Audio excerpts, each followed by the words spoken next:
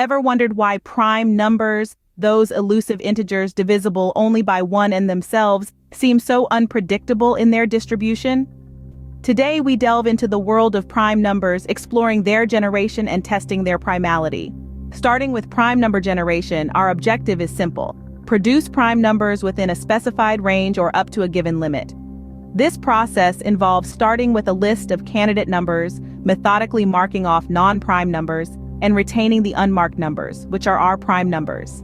We can implement this using various algorithms like the sieve of Eratosthenes or the sieve of Atkin, each offering efficiency depending on the range or limit. Output. In our journey from prime number generation to the unveiling of the prime number expression function, it's important to understand the bridge that connects them. This bridge is the process of prime testing. Prime testing is a critical step in identifying prime numbers accurately and efficiently. This is especially important given the significant role prime numbers play in fields like number theory and cryptography. Traditional primality tests often involve complex algorithms and iterative procedures, which can lead to computational inefficiencies, particularly when dealing with large numbers. But imagine if we could simplify this process. What if we could condense the verification process into a single step, adaptable to diverse numerical contexts? In this segment, we'll explore the potential of integrating the proposed primality test and its variations into a comprehensive approach to prime number testing. We'll delve into how we can use conditions based on our earlier discussed expressions of OP and WP as checkpoints in the prime testing process, enabling systematic verification of candidate prime numbers. We'll also examine the potential of integrating variations of VP, allowing for customization and optimization of the testing process. And finally, we'll discuss the ultimate single-step primality test based on evaluating WP that could serve as the conclusive step in the prime testing process. So buckle up as we dive into the intricacies of prime testing, the bridge that connects prime number generation to the prime number expression function. Now that we've explored prime number generation, let's move on to a proposed solution, an intriguing expression function related to prime numbers. The function is expressed as WP equals sign OPP, where OP equals sign WMCVP and VP equals sign MX10DN.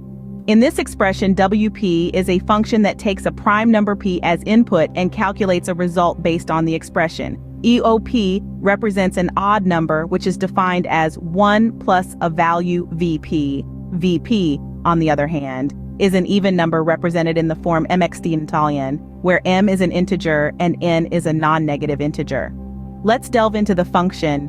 OP equals sign or 1 pop VP ensures that OP is an odd number because it's formed by adding an even number VP to an odd number.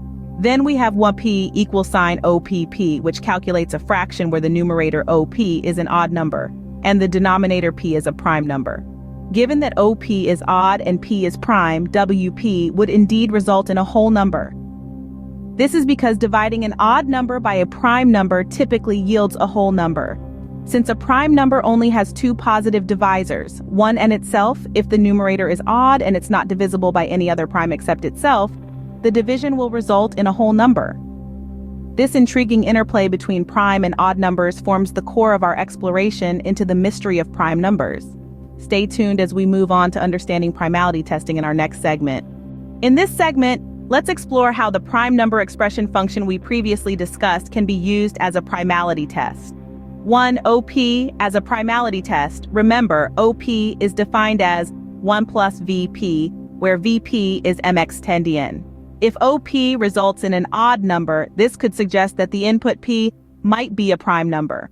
Why? Because it's formed by subtracting 1 from an even number. However, OP, being odd, is not a definitive proof of primality. It's merely a preliminary test. 1. VP as a primality test. On the other hand, VP is expressed as MX10N, where M is an integer and N is a non-negative integer. An even result from VP could imply that P might be a composite number, as it's represented as a product of an even number M and a power of 10. Like OP, VP, being even is not a conclusive indicator of compositeness, but it does raise questions about the primality of the number. 1. DBWP as a primality test. Lastly, if WP is a whole number, it strengthens the possibility of P being prime. As we discussed earlier, an odd numerator divided by a prime denominator often yields a whole number. However, much like the other tests, WP, being a whole number, is not an absolute confirmation of primality. These functions, taken together, form a basic primality test based on the properties of odd and prime numbers. In the next segment, we will delve deeper into more established methods of primality testing. Remember how we discussed the use of functions OP, VTP, and WP as preliminary tests for primality? Well, let's bridge the gap between these initial checks and the more rigorous methods of primality testing. 1. The role of OP, VP, and WP. These functions help us weed out potential composite numbers at an early stage. While they don't provide a definitive proof of primality, they are useful in narrowing down our search for primes. 1. Transitioning to rigorous tests. After utilizing these functions, we move on to more established methods of primality testing. This transition is necessary because while our preliminary tests are efficient and quick, they are not foolproof. 1. The ultimate goal. Our ultimate goal is to have a reliable and efficient system for identifying prime numbers. This system would integrate both our preliminary tests and the more rigorous established methods. In the next segment, we will delve deeper into these established methods, introducing you to some of the most commonly used primality tests in mathematics and computer science. As we transition from preliminary tests to more rigorous methods, let's pause for a moment and explore a novel approach to primality testing. This concept involves the use of odd-even patterns in number theory. The odd-even dichotomy. In number theory, there exists an interesting dichotomy between odd and even numbers. This dichotomy becomes even more intriguing when we delve into prime numbers, which, barring the number 2, are all odd. A paradigm shift. Traditional primality tests, while effective, can be computationally intensive. What if we could leverage this odd-even dichotomy to create simpler and potentially faster primality tests? This is exactly what our novel concept proposes. The potential benefits. This new approach could revolutionize the way we perform primality tests, making it more accessible and efficient, especially for large numbers. But remember, this is still a concept and needs to undergo rigorous testing and validation, which we will touch upon in the next segment. So let's dive deeper into the world of primality testing and explore these fascinating methods. As we delve deeper into the realm of primality testing, we encounter an interesting intersection, the fusion of the odd-even dichotomy with primality tests. This new concept, currently under research, proposes innovative primality tests that exploit the interplay between odd and even patterns in number theory. The idea is simple yet intriguing. By leveraging the inherent characteristics of odd and even numbers, we aim to develop primality tests that are not only simplified but also efficient. These tests could potentially offer a faster alternative to traditional methods, reducing computational complexity and time, especially for larger numbers.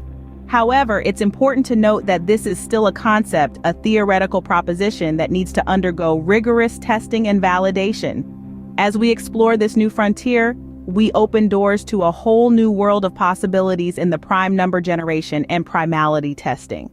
Stay tuned as we delve into the core of primality testing in the next scene. Now, on to primality testing. Our goal here is to determine whether a number is prime or composite.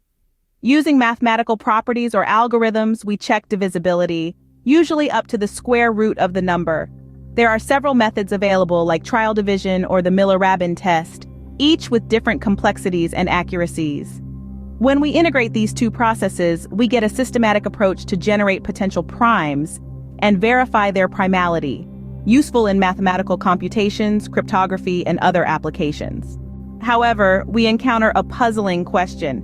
Can we find a function p such that for any prime number p outputs another prime number q? In other words, is there a deterministic formula for producing prime numbers? Unfortunately, the unpredictable distribution of prime numbers makes this impossible. Even if a function p could output prime numbers for certain inputs, it's highly unlikely for it to produce prime outputs for all prime inputs. If such a formula existed, It would defy our current understanding of prime numbers and the principles of mathematics. In conclusion, while there may be functions or algorithms that generate primes for certain inputs, a universal formula that consistently produces prime numbers for all prime inputs is logically improbable. The claim that such a formula exists contradicts our understanding of prime number theory. In summary, the unpredictable nature of prime numbers is a fascinating characteristic that continues to intrigue mathematicians and enthusiasts alike. From their generation to their testing, prime numbers remain an enigma, with their distribution offering no clear pattern or formula. This unpredictability, while challenging, forms the very essence of their allure, making prime numbers an enduring mystery in the realm of mathematics.